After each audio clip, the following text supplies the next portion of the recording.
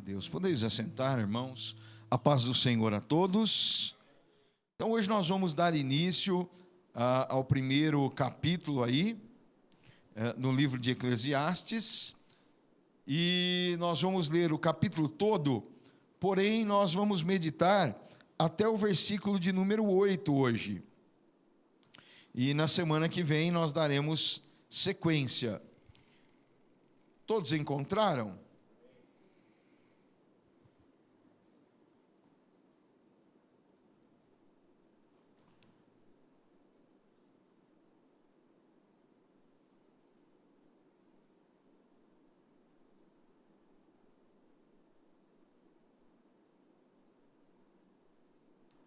Diz-nos assim a palavra do Senhor: as palavras do mestre, filho de Davi, rei em Jerusalém. Aqui eu acho que alguém já tem uma noção de quem é o autor, né? Mas vamos lá. Que grande inutilidade, diz o mestre, que grande inutilidade, nada faz sentido. Em outras versões está como aí, irmãos? Vaidade, tudo é vaidade. O que o homem ganha com o seu trabalho, com todo o seu trabalho, em que tanto se esforça debaixo do sol? Gerações vêm e gerações vão, mas a terra permanece para sempre. O sol se levanta e o sol se põe, e depressa volta ao lugar onde se levanta. O vento sopra para o sul e vira para o norte, dá voltas e mais voltas, seguindo sempre o seu curso. Todos os rios vão para o mar, contudo o mar nunca se enche. Ainda que sempre corram para lá voltam a correr. Todas as coisas trazem canseira. O homem não é capaz de descrevê-las. Os olhos nunca se saciam de ver, nem os ouvidos de ouvir. O que foi tornará a ser, o que foi feito se fará novamente.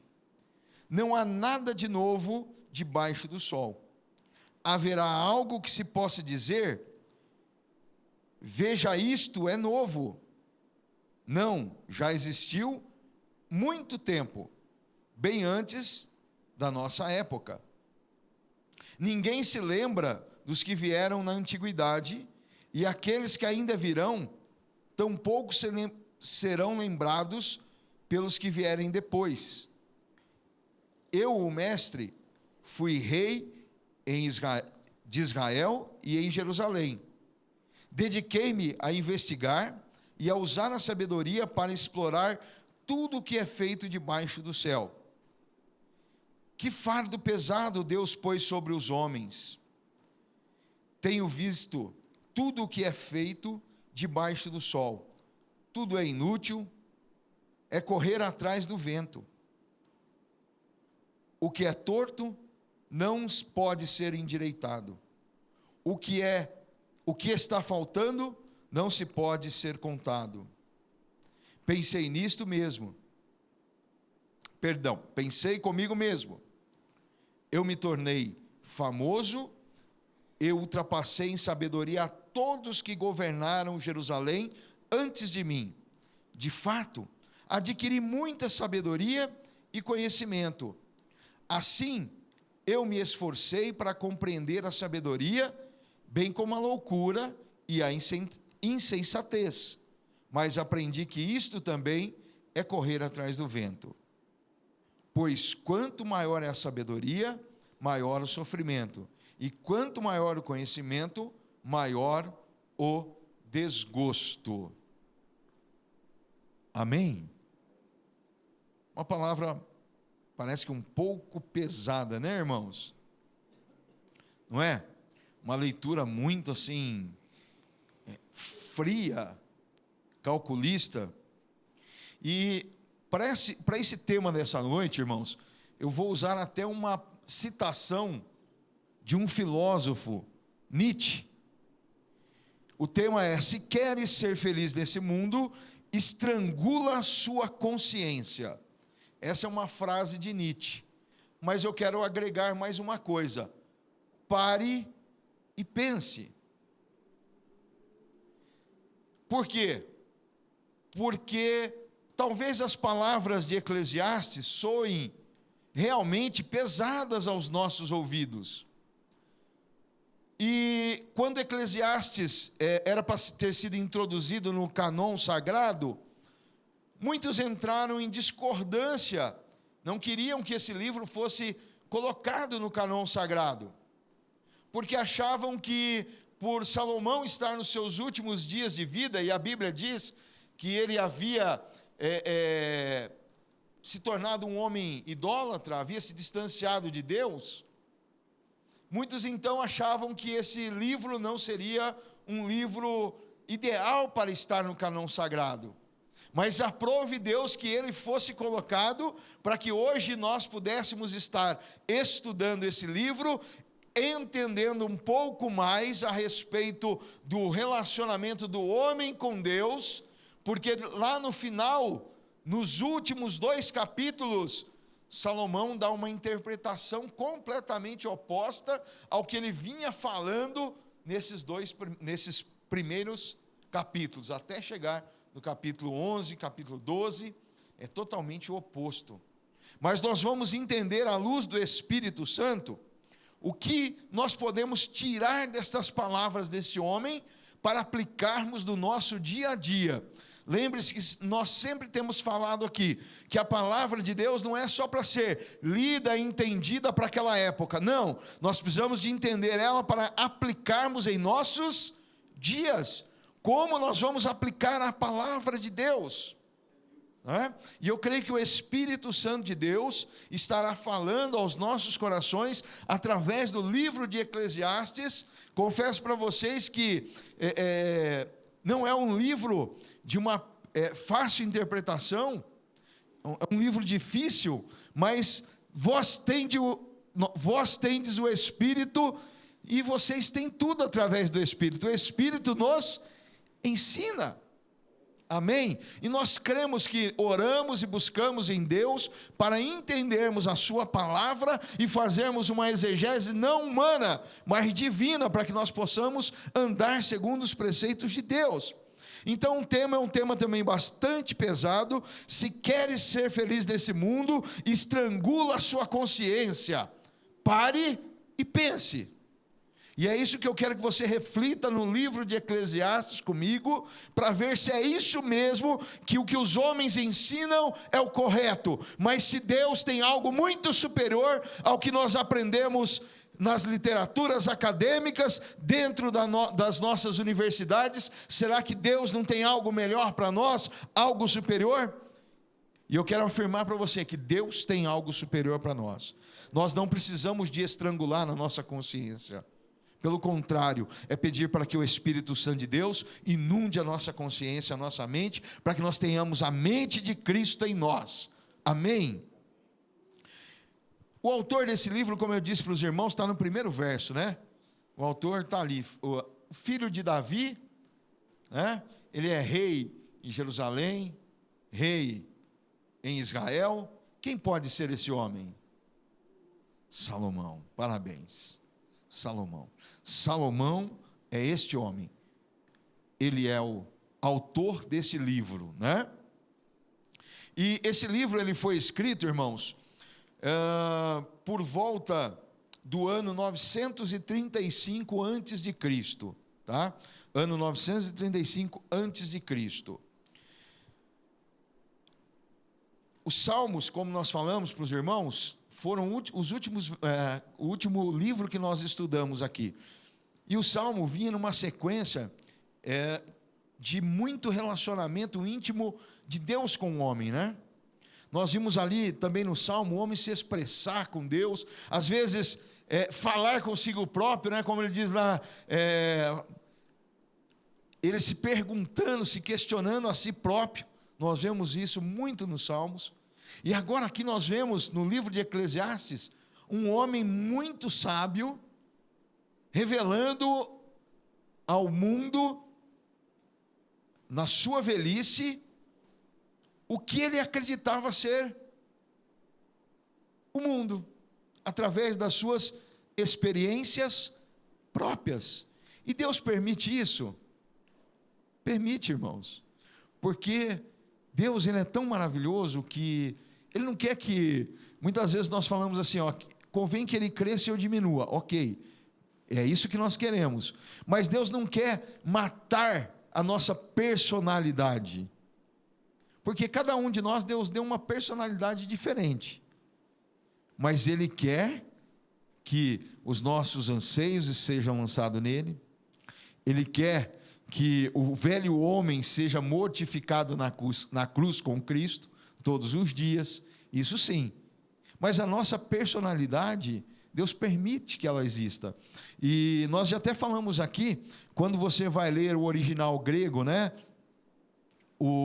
as palavras de Paulo, e se você for comparar com as palavras de João, é como se nós fôssemos ver uma pessoa erudita falando, e uma pessoa muito simples, de um linguajar, ao ponto de dizer, nós fumo, né? Mas por que Deus permitiu que essas palavras fossem escritas? Para mostrar ali uma personalidade de um homem, né? Aqueles erros ortográficos, dizendo, olha, o homem é falho, mas eu sou perfeito.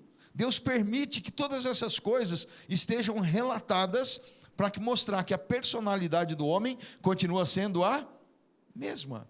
Amém, irmãos? Então, o livro de Cantares é um livro que mostra a perspectiva de vida através do olhar de um homem que agora estava velho e ele tinha muitas indagações e muita coisa para revelar, de acordo com seus olhos, que nem sempre estava certo. Mas por isso que nós vamos meditar versículo por versículo e entender o que nós podemos aprender com esta didática aqui, com esse capítulo de sabedoria de Eclesiastes. Versículo 1 e 2 nos diz assim: as palavras do mestre, filho de Davi, rei em Jerusalém. Que grande inutilidade, diz o mestre, que grande inutilidade, nada faz sentido. Ou seja, vaidade, vaidade, ou inutilidade, inutilidade. Ele se refere aqui, irmãos, por quê? Porque ele está dizendo, fazendo menção, no original, você compreende que ele está fazendo menção à vida do homem, porque a vida do homem ela é muito curta, ela é efêmera, passageira, e nós só começamos a compreender isso quando nós estamos chegando na casa dos 50, né? Até então, até a casa dos 30, 40, depois você entra nos 30, você começa a ter um pouquinho mais dessa compreensão, mas até os 30 anos, até os 39 anos, você não tem muito essa compreensão, parece que a vida é longa, parece que os seus avós estão ali com você, parece que as pessoas mais queridas estão ao seu lado, mas depois de uma certa idade você começa a ver que essas pessoas ficaram para trás, deixaram de existir.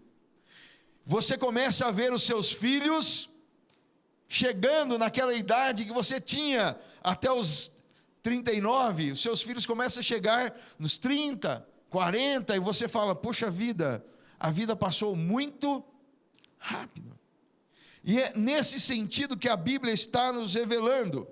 E o Salmo 90, que é um salmo de... Quem que é o autor do Salmo 90? Moisés. Ele diz assim, no Salmo 90, versos 5 e 6. Como uma correnteza, tu arrastas os homens, são breves como o sono, são como a relva que brota ao amanhecer, germina e brota pela manhã, mas à tarde murcha e seca. Ou seja, nós olhamos para a erva do campo e achamos que é breve a vida da erva, não é? Muito, muito breve.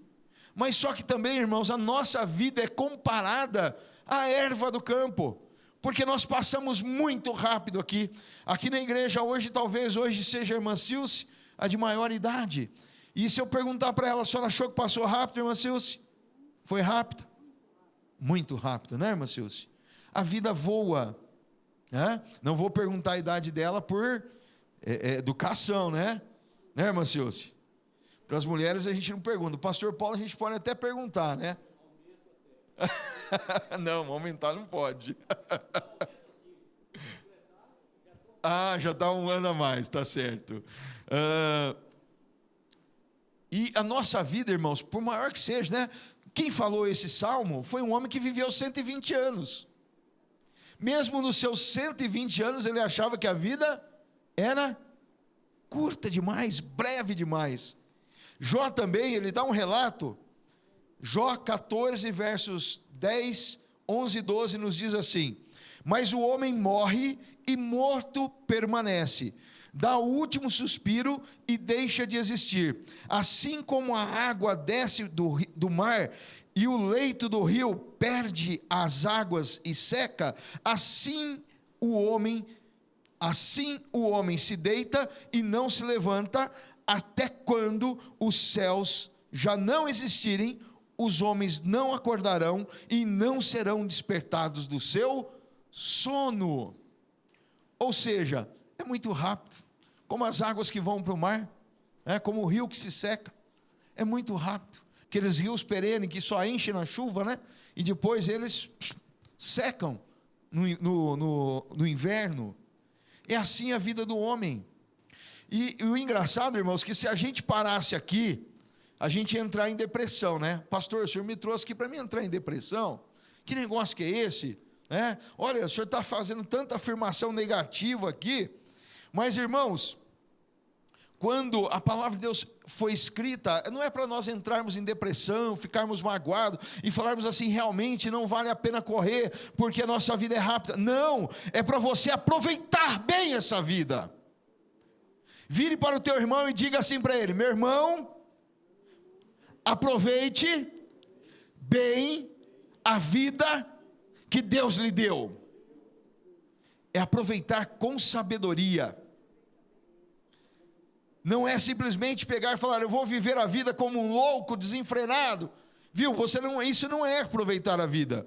Isso é jogar a vida fora. Mas aproveitar a vida é ser produtivo, é deixar um legado, é deixar algo na história da igreja, é deixar algo nessa história aqui desta igreja, é deixar algo na Igreja Universal de Cristo, é largar um legado para a sociedade, algo que você marcou para o reino de Deus. Por quê? Porque muitos homens passam pela terra. Hoje, muitos já se deitaram e deram o último suspiro. E o que eles deixaram como legado? Como foi a vida desses homens? Lembremos-nos que nós vamos ter que chegar diante de Deus e dar conta de cada palavra que nós dissermos aqui enquanto estamos vivos. Cada ação que nós tomamos, nós vamos ser cobrados. Portanto, nós temos que viver a vida de uma forma que agrada a Deus. Saber que ela vai ser muito rápida, mas que nós possamos deixar um legado maravilhoso no reino de Deus. Não podemos fazer como o hino 16 da harpa cristã, né? Posso, tendo as mãos vazias, chegar lá no céu, qual legado que você tem? Ah, Deus, olha, pela graça eu fui salvo, né? Estou de mãos vazias aqui. Não, que nós possamos aproveitar cada instante da nossa vida para fazermos algo produtivo. Amém? Verso 3. O que o homem ganha com todo o seu trabalho, em que tanto se força debaixo do sol? A expressão aqui também é uma expressão, parece tão pesada, né? O que o homem ganha? E aqui a expressão é aquele homem que trabalha na lavoura, de sol a sol, é aquele homem que sai para trabalhar de manhã e não fica no ar-condicionado, né? Naquela época era uma sociedade bem diferente, agrícola, né? Diferente do que nós estamos aqui, mas nós podemos trazer para nós o que o homem ganha pelo seu salário do final do mês. se nós fôssemos interpretar aqui na sociedade brasileira, que se ganha de forma mensalista, né? A maioria das pessoas ganha de forma mensal, fala-se quanto se ganha por hora, mas na verdade é mensal, né? E você ganha de forma ali o seu salário uma vez por mês, né? O que o homem ganha com tanto esforço, com tanto trabalhar? Para responder essa pergunta, eu vou falar uma coisa para os irmãos que talvez eu possa chocar algumas pessoas aqui, e vamos fazer uma interpretação da palavra de Deus aqui, à luz da palavra de Deus. Tudo que nós falamos aqui, irmãos, é à luz da palavra de Deus. Amém? Quando o homem foi criado no Éden, muitas pessoas acham que o Éden era um resort 10 estrelas para o homem. O homem foi criado lá e nada fazia. Estou com vontade de comer uma maçã, como uma maçã. Estou com vontade de comer uma banana, vou comer uma banana. Estou com vontade de comer aqui um morango, vou colher um morango. Vou chupar uma laranja agora. Olha, parece que Deus era um serviçal ali e o homem estava num resort, vamos colocar de 10 estrelas. Eu acho que não existe isso, né? Existe? Será? Não, né? Eu acho que até 6, 7 estrelas, né? É isso, né? Vamos colocar um resort de 10 estrelas, porque ele era servido então por Deus. Tudo que Deus faz é com excelência, vamos dar nota 10 para Deus, né? Então, um resort de 10 estrelas. Tem pessoas que acham que o Éden era isso, um resort de 10 estrelas. Mas agora eu vou desmistificar isso para você. Abra a vossa Bíblia comigo, Gênesis 2 e 15. Vamos ver o que a Bíblia diz lá em Gênesis 2 e 15.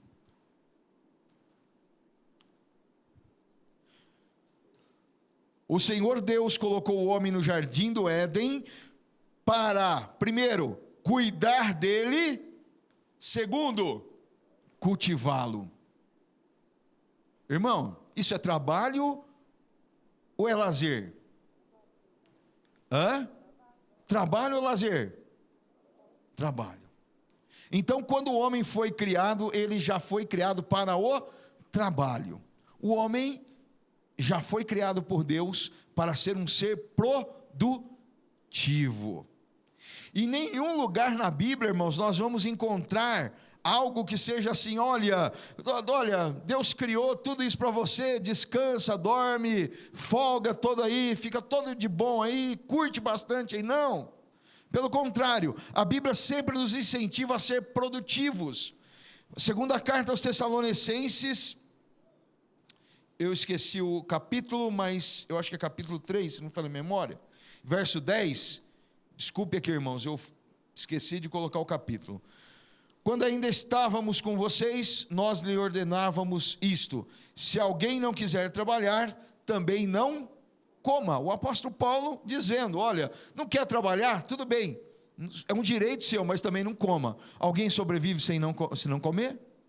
Então você deve trabalhar, ser produtivo. Provérbios 6:6, observe a formiga, preguiçoso, reflita nos caminhos dela e seja sábio. Ou seja, observa, você que não quer trabalhar, observe a formiga, mas não só observe, olha, realmente ela trabalha, né? Estou vendo, uma segue a outra no rastro químico, vai levando comidinha lá, está juntando comidinha, não é só nesse sentido.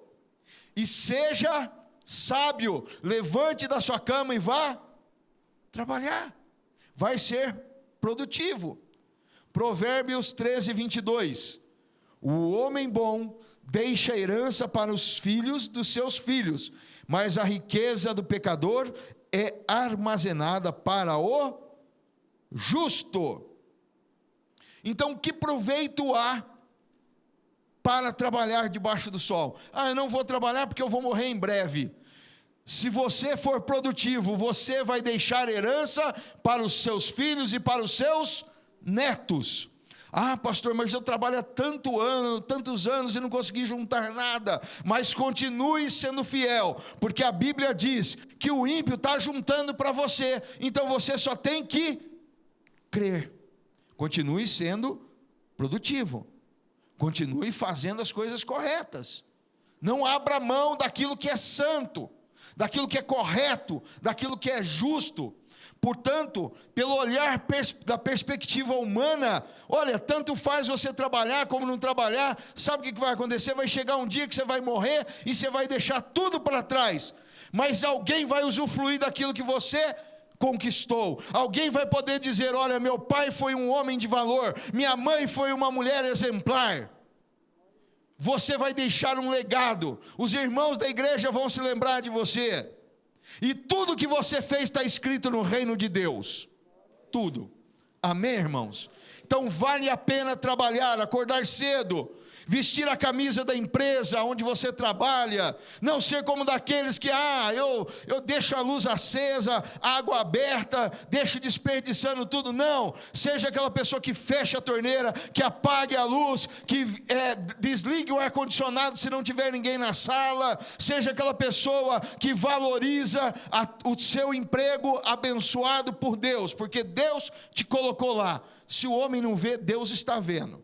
E nós não trabalhamos para homens, nós trabalhamos para Deus.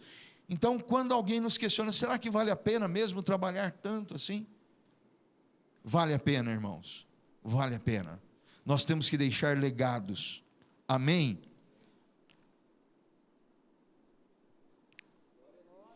Você já parou para pensar quanto que vale a terra? Quanto que tem de riqueza na terra? Segundo uma estimativa, saiu numa revista conceituada, a terra vale 5 quatrilhões de dólares. Não vou nem escrever o número aqui para vocês, mas 5 quatrilhões de dólares. Muito dessa fortuna está nas mãos dos ímpios, pronta para ser transferida para a sua conta. Você acredita nisso, irmão? Está tudo pronto para ser transferido para a sua conta. Continue trabalhando e confiando em Deus. Acorde cedo, trabalha. Deus está querendo transferir. Quando eu vi o valor da terra, eu falei: poxa vida, quantos crentes nós temos na face da terra tementes a Deus? Né?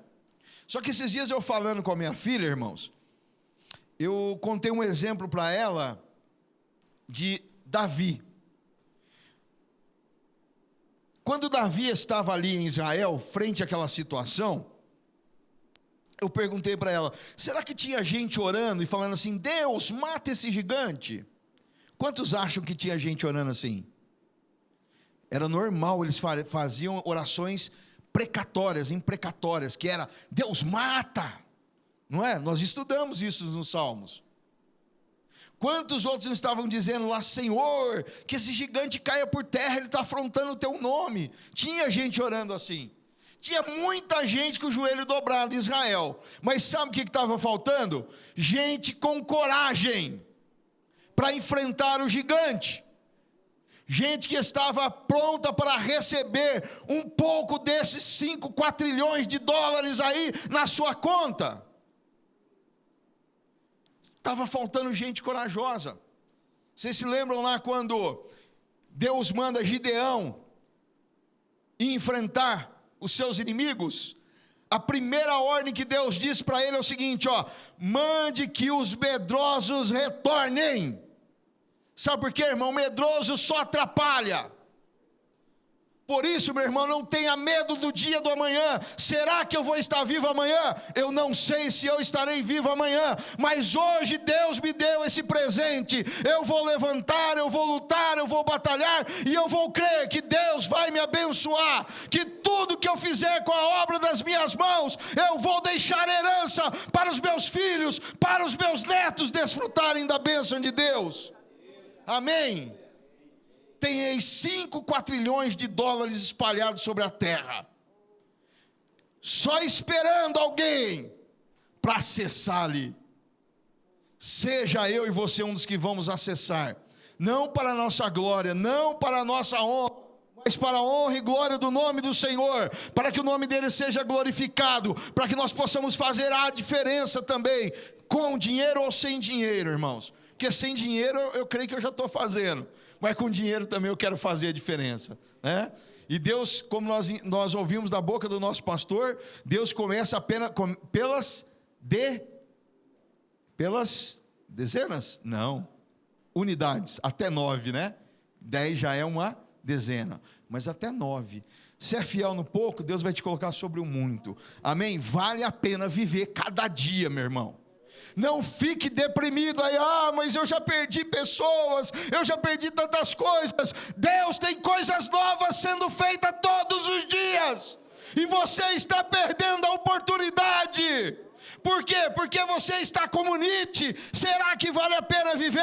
Olha, se você quiser feliz, mate a sua consciência. Não mate ela, não. Peça para que o Espírito te encha, que você seja sábio, produtivo. Vale a pena viver, irmãos. Glória a Deus. Deus seja louvado. 4. Gerações vêm, gerações vão, mas a terra permanece para sempre. Mais uma vez aqui nós temos um direcionamento de como nós somos efêmeros e passageiros. A terra permanece para sempre, aqui não quer dizer que ela vai continuar para sempre, mas que a vida da terra, a duração da terra é superior à da vida humana. Marcos 13:31 diz assim: os céus e a terra passarão, mas as minhas palavras jamais hão de passar. Apocalipse 21:1 diz assim: então eu vi um novo céu e uma nova terra, pois o primeiro céu e a primeira terra tinham passado, e o mar já não existia. O que eu acho lindo nesses versículos aqui, irmãos, quando a gente começa a estudar a Bíblia, a gente começa a entender no original o que está dizendo, você fica maravilhado. Sabe quando você vai lá na escola e o professor abre aquele atlas na escola? Mapa mundi lá na escola? Ele puxa assim, né? Está lá pendurado lá na lousa, ele vai lá e puxa o mapa mundi ali. Vocês já viram isso? Ou não? Sim? Ok. Aí ele abre aquilo ali, e no fim da aula ele faz o quê? Ele enrola novamente, e aquilo enrola. É assim quando a Bíblia diz que os céus e a terra passarão, assim, Deus vai enrolar, Deus vai pegar, como pega aquele mapa mundi, o professor pega o mapa mundi, e vai enrolar os céus e a terra, como se fosse apenas um tapete que for estendido. Aquilo que nós achamos tão grande, tão imenso, infinito, Deus simplesmente fala: eu enrolo ele, céus e terra, eu pego na minha mão e os enrolo. Olha que coisa linda, irmãos. Mesmo que a terra tenha essa durabilidade maior, vai chegar o momento que Deus vai enrolar essa terra. A Bíblia diz, não, é que no sentido original aqui, né? Mas a Bíblia diz também, segundo as profecias, que não vai ficar nem raiz nem ramo. A terra vai ser queimada. E vi um novo céu e uma nova terra, conforme está aqui no livro de Apocalipse, um novo céu e uma nova terra. Versos 5, 6 e 7, irmãos. O céu se levanta e se põe, e depressa se volta ao lugar de onde se levanta. O vento sopra para o sul e vira para o norte, dá voltas e mais voltas, seguindo sempre o seu curso. Todos os rios vão para o mar, contudo o mar nunca se enche. E ainda que sempre corram para lá voltam a correr. Aqui está falando, irmãos, que quando Deus criou e colocou as ordens na terra, Deus colocou todos os seus limites. E Deus fala muito bem com Jó, né? O diálogo de Deus, a resposta de Deus com Jó foi essa resposta bacana, né? Ó Deus, que não sei o quê. Jó, vou te responder. Jó, onde você estava quando eu coloquei os limites do mar? Onde você estava? Pronto. A resposta de Deus foi essa para Jó, né? Deus nunca disse para ele o real motivo. Jó nunca soube o real motivo, porque Deus transcende as nossas questões, né? E aqui, irmãos, nós vemos que quando Deus criou a terra, Ele ordenou que as águas corressem para o mar, e essas águas correm para o mar. E você percebe que sempre o rio corre para o mar, e as águas voltam. A Bíblia está dizendo isso. Hoje, segundo a ciência, nós já entendemos como que os rios voltam novamente para o mar, né? As águas do mar evaporam, né? elimina ali o sal, né? O sal fica na água do mar, as nuvens se formam, vem e cai novamente sobre a terra. Ela desce ao lençol freático e novamente ela volta a fluir. Então, a água do rio, ela nunca acaba. Deus deu ordens maravilhosas a esse planeta para que eles sigam essas ordens, e essas ordens dão sequência. Agora, uma curiosidade: existem poucos rios que não correm para o mar. Entre esses, um rio muito grande, o rio Okavango, na África, que ele corre para o deserto. Mas a maioria dos rios, eles correm para o mar. Tem rios que morrem em Mar Morto, né? Por exemplo, no Mar Morto, o Rio Jordão morre no Mar Morto, mas o Mar Morto é de água salgada também, né? Então, irmãos, tudo aquilo que Deus criou foi com uma perfeição, e tudo aquilo que Ele criou desde o primeiro dia torna-se realidade no dia seguinte. Alguém tem dúvida que o sol não irá nascer amanhã? Você vai dormir preocupado: olha, o sol amanhã não vai nascer, vai acontecer algo, né? Olha, pode ser que não nasça aqui em Campinas, que as nuvens o tampe, né? Mas se Jesus não vier e não ocorrer nada daquilo que está no livro de Apocalipse, amanhã certamente o sol vai brilhar, certo? Ninguém deita preocupado que o sol não vai brilhar. Ninguém deita preocupado que não vai haver vento no mês de agosto. Engraçado isso, né? Não é? Todo mundo, no mês de agosto é o mês dos ventos. Mas como que se sabe isso? Não é? É um ciclo anual que se repete. Ou seja, Deus colocou regras, e essas regras, mesmo que o homem já tenha danificado a terra, né, que nós fomos colocados para governar e cuidar dela, o homem já destruiu, mas ainda as regras estão ali. E a natureza obedece a Deus. Verso 8, para nós concluirmos, irmãos. Todas as coisas trazem canseira, o homem não é capaz de descrevê-las. Os olhos nunca se saciam de ver, nem os ouvidos de ouvir. Como nós dissemos no versículo anterior, irmãos, você viu que a natureza, ela não para, não é? Os ventos não param de soprar, os rios não param de correr, o sol não para de nascer. Só que também acontece algo na vida dos homens que não deveria ser legal, que não deveria ser bom, mas que acontece. Sabe o que acontece conosco, irmãos? Os nossos olhos nunca saciam de ver e os nossos ouvidos de ouvir. Ou seja, a natureza que Deus criou para o trabalho, infelizmente nós como homens, em vez de preocuparmos com o trabalho, muitas das vezes o homem cria uma insatisfação dentro dele, e os seus olhos nunca se saciam, e os seus ouvidos nunca se saciam também de ouvir. Hoje nós vemos muito isso, quando nós falamos na busca da alegria, não é isso? Aquilo que nos traz alegria hoje, amanhã já não dá mais. Não é assim? Exato, nós estamos numa geração de vazio. O prazer se tornou algo corriqueiro. Aquilo que me dá prazer hoje, amanhã não dá mais, não serve mais. É como a palavra de Deus nos diz, né? Dá. Vocês lembram lá de Provérbios, quando nós estudamos Provérbios? Né? A sanguessuga tem 2 filhas, o nome delas é Dá. Nós sempre queremos mais, nós nunca estamos satisfeitos com aquilo que Deus dá. Tudo aquilo que nós conquistamos hoje, amanhã se torna obsoleto, se torna arcaico, descartável. O celular que você compra hoje, amanhã, lançou o S. Olha, mas no S agora tem a função tal. Quando você vai usar aquela função? Nunca. Mas aí você pega aquele bendito daquele celular que Deus te abençoou para comprar ele, que você pagou caro nele, você olha para ele: isso aqui não serve mais, não dá para mim fazer tal coisa. Não é assim? O carro 0 quilômetro que você comprou, que era 2019, aí o seu vizinho chega na garagem com 2020, você olha para o teu vizinho: o meu ainda é 2019, o meu já ficou ultrapassado, preciso trocar meu carro. Hoje nós tornamos um mundo fútil, onde as coisas são descartáveis, e nossa alegria também é descartável. Nós precisamos de voltar ao princípio, e saber que a nossa alegria não pode estar nas coisas passageiras e efêmeras deste mundo, mas nós temos que estar fundamentados em Deus, porque a nossa alegria será eterna. Parece que a mente humana é sempre investigadora e sempre ela quer mais, né? Sempre quer mais. Sempre ela quer algo novo. Nunca daquilo que ela se torna satisfeita com aquilo que ela tem. Mas nós, como servos de Deus, nós temos que estar satisfeito com aquilo que Deus nos dá.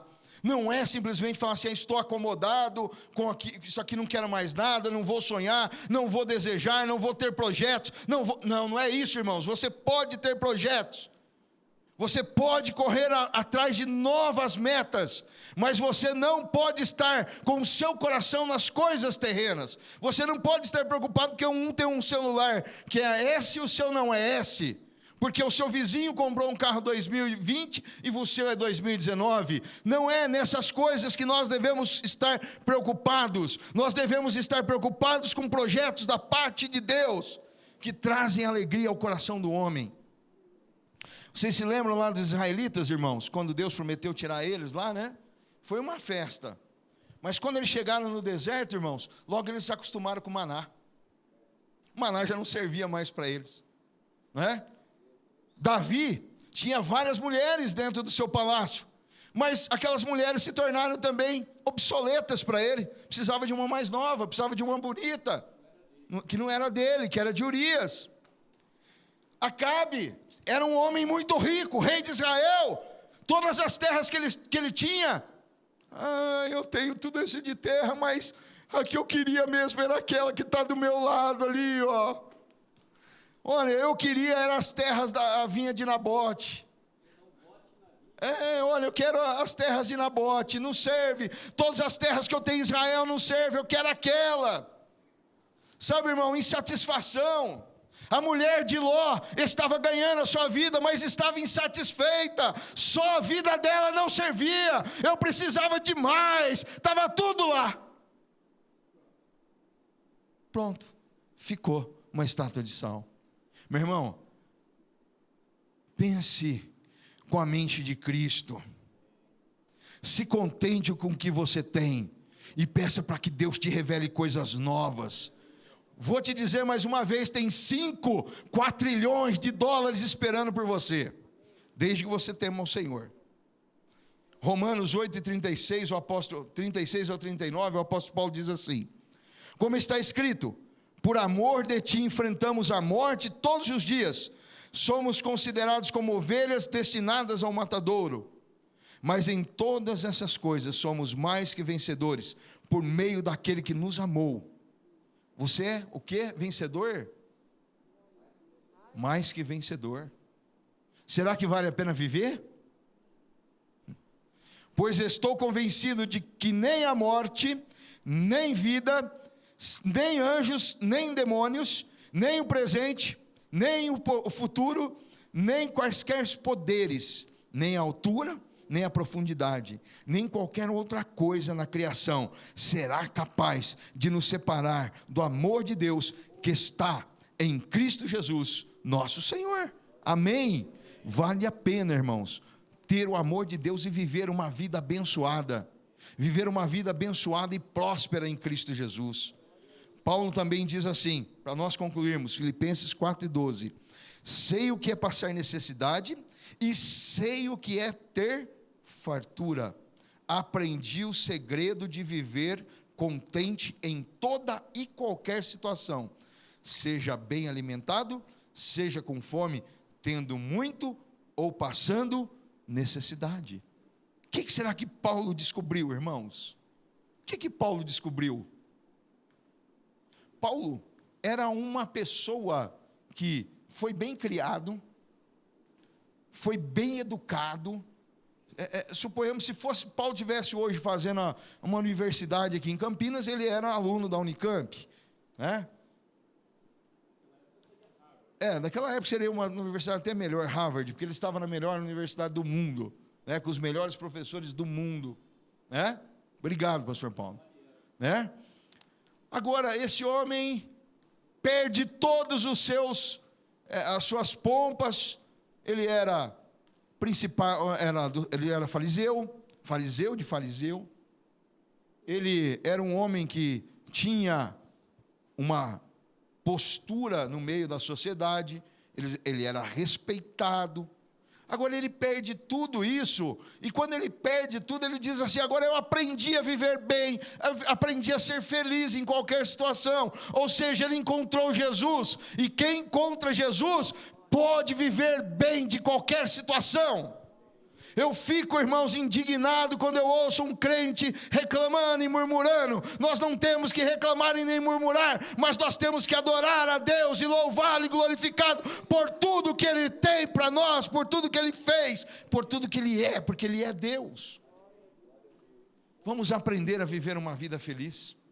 Paulo aprendeu, que nós possamos aprender, que nós tenhamos a graça do nosso Senhor Jesus Cristo abundando em nossos corações, que as palavras aí de desgosto que o homem sem Deus tem, de melancolia da sociedade, não nos atinja, mas que nós possamos estar revestidos com a graça de Deus. Curva a sua cabeça. Pai, graças te damos, Senhor, pela tua palavra enviada aos nossos corações, pelo teu amor que nos alcançou, ó Pai, por entendermos, ó Pai, que nós possamos viver bem em todos os momentos da nossa vida, confiando em Ti, que nós somos mais do que vencedores por Ti, que nós somos, ó Pai, eleitos por Ti, ó Pai, que nós temos um Deus que cuida nos mínimos detalhes da nossa vida. Te louvamos, ó Senhor, te louvamos, ó Deus, porque o Senhor nos colocou aqui nesse mundo para fazermos a diferença, Senhor, para sermos a alegria dessa sociedade, ó Pai,